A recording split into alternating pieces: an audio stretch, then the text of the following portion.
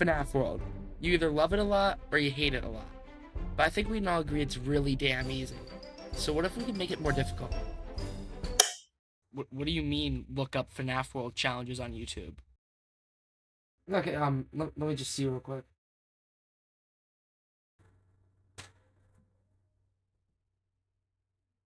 Oh,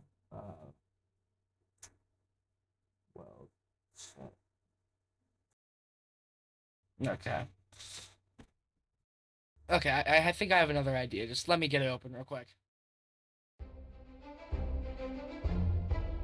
This is the FNAF World randomizer. In this mod, all enemies, bites, and chips are randomized. And what I want to do with this is try to beat it with the worst characters in the game. But before I start, let me introduce everyone who's in the party. On Team 1, we have Withered Freddy, Phantom Freddy, Shadow Freddy, and Toy Freddy. And on Team 2, we have Withered Chica, JJ, Chica, and Mangle. Now, after all the info dumping, let's just jump right into the challenge. Starting in Fazbear Hills, I didn't really know what I was doing yet, so I decided I was going to go straight to Choppy's Woods. But that's when I also ran into my first encounter.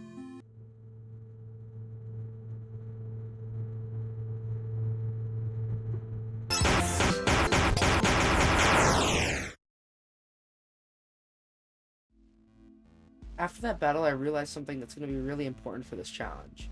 It's not just anything around us that's randomized, it's also our own moves. Each team has their own item pool that they can use that's made from their attacks, meaning anyone on my team can share each other's moves. And if you couldn't tell yet, our moves are pretty trash. We're mainly relying on insta-kills. And even with those insta-kills, I think the game just hates me because I never hit them.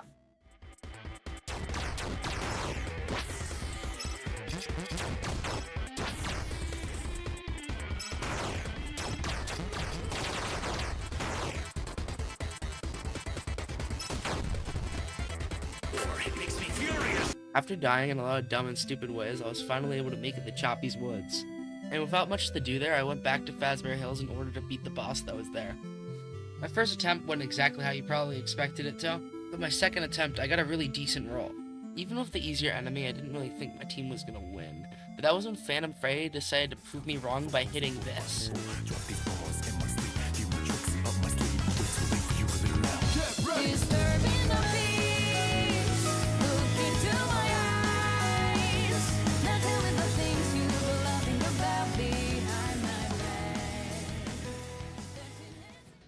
Due to Phantom Freddy using the next 10 years of my luck, I was able to get 2 new chips. The first of which being Bite Counter, which is really good for damage, and the other one was like the star one.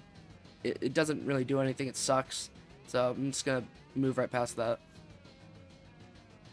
After getting the first chips in the challenge, I wanted to get my first bite in the challenge, so I started grinding for money. And when I say grinding for money, I do mean fishing. Lots of fishing. After grinding up to 399 tokens, I realized all I could really afford at the moment was a Neon Bee, so that's what I got. Skipping past Choppy's Woods, because again, nothing of note happened there, I made it to Dusting Fields, which I found auto regen in. The boss here wasn't too bad either, it was just a bear trap, which our chips did most of the work on. So with just a little bit of patience, I was able to easily take it out. After beating that boss, I forgot where I was going and ended up in the caves, which ended up being the best choice I could have made in this run. In the caves, I ran into a boss guarding a chip, and that's when Toy Freddy decided to actually do something for once and just copy Phantom Freddy. So, still, he's a bomb. Beating that boss proved to be a really good move right away when we got auto shield because of it, which is amazing for the rest of this entire challenge. Moving past that, I found out I got the orb trophy from all that fishing I was doing, which was a great bite to add to my party.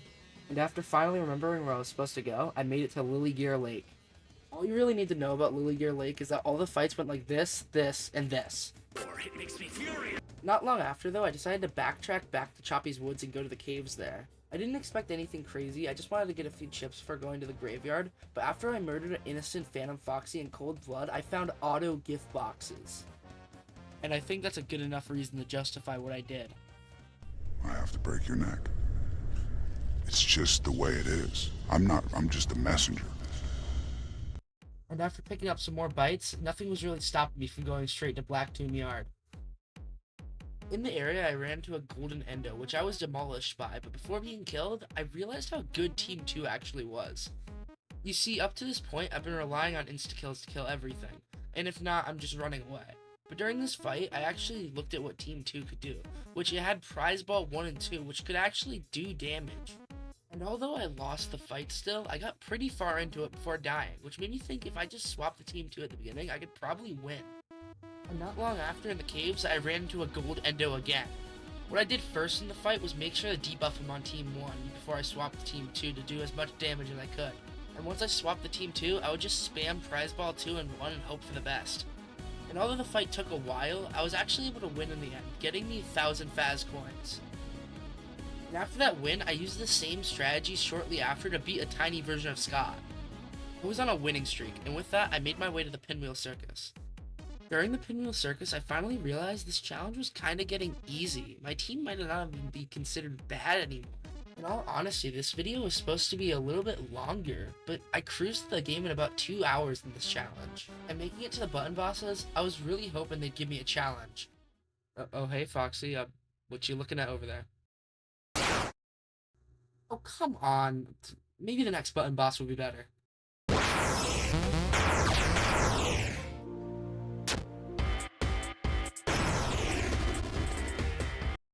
Yeah, all the button bosses were insanely easy. But, you know, at least I have security.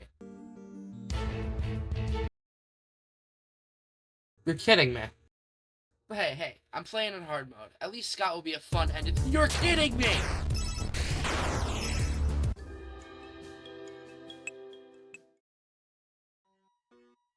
Yeah, that's how the challenge ended. The button bosses were so easy. Security was a joke. And Scott, I just don't even want to comment on. It was honestly disappointing for me. But maybe that's kind of the point.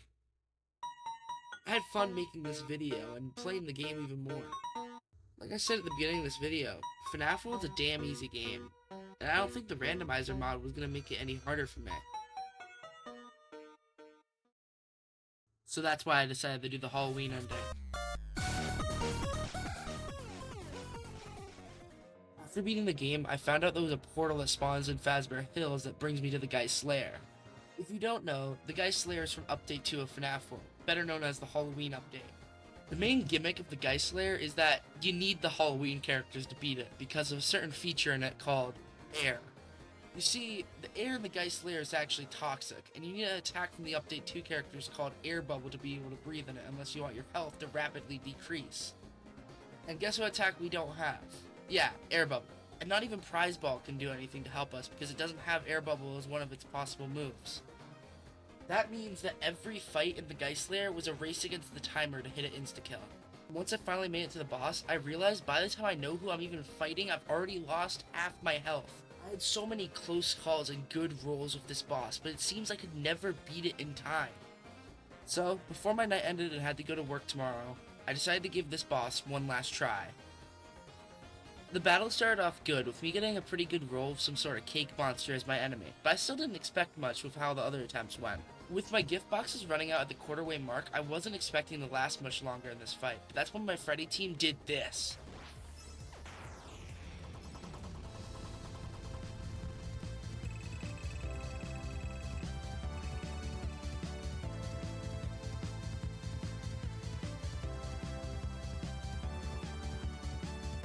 And I think that's a lot more satisfying than some stupid chillaxes. I have a longer video coming sometime in the next 2 months, so expect that to be really cool. But other than that, thank you for watching the video, and if you enjoyed, please consider subscribing.